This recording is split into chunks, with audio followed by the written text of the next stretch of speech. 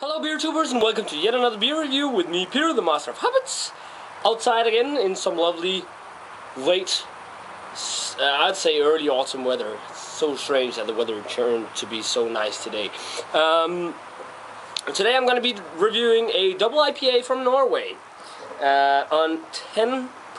It's from Nøgne Ø and it is the Nøgne Ø Batch 500 Imperial India Pale Ale, which is the beer they made for batch number 500. Don't worry, this isn't from batch number 500, that old. They keep making it as a stable release in their series, and it's a fairly fresh bottle. I just picked it up. It's about 2 months old, so that's pretty fresh still.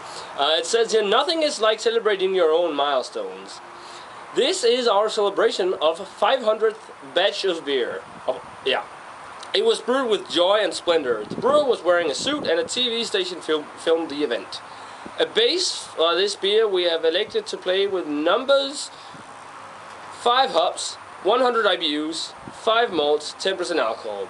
Indeed, it's an Imperial India Pale Ale, big and bold, great for a celebration. And I was told this should be pretty good, so I'm looking forward to trying it. I've never so far been disappointed in any Nøgne Ø product. As you see, I'm sitting in this kind of different position here on the deck today of the pork chop because the sun is pretty darn sharp right now, so I'm sitting here instead just to get some better light quality. Let's get this batch 500 cracked open. Standard Nøgne Ø cap. Hey Svensson! And we got the guest star, Sven, my cat, my kitty. Yeah, there's my kitty. Don't know if you can see him, he's right behind me. But yeah, let's get it poured into the Koolendrak tulip. Well, that's a pretty darn dark double IPA. That almost looks like a barley wine.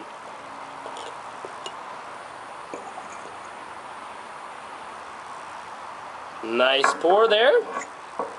Okay, so here we have it. This is by far the darkest IPA I've ever seen. It's pretty opaque. It's like a dark brown, orange, reddish color. It looks more like a barley wine than a double IPA. Oh my god. And the head is 2 fingers, frothy, off-white, almost beige. Yeah, kind of beige actually. This is by far the darkest IPA. It looks like I'm drinking a barley wine, but let's check out the aroma. Wow. Kind of smells like a barley wine too. There is definitely some hops. There's a lot of piney and resinous hops in here.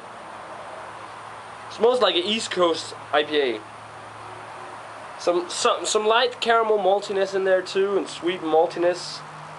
Sugar rested. It really smells like when you boil the wort in a beer. It kind of smells like that bready kind of smell, but mostly it's just tons and tons of pine and resin. Light citrus. This is one of the most piney beers I've smelled from Scandinavia, actually. Some floral notes too. Wow, it's piney. Smells a lot like an East Coast IPA. I prefer West Coast, but East Coast can be pretty nice too. But let's give it a taste, guys. Cheers.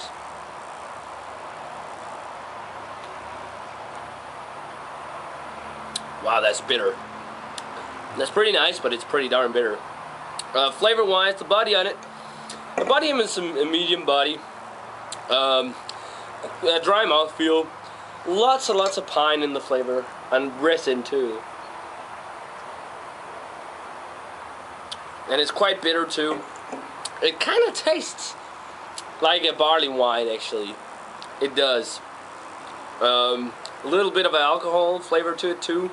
But the most prominent hop flavor in there, pine and resin. Some earthy, like onion kind of hoppy flavors in there too. Like a garlic almost.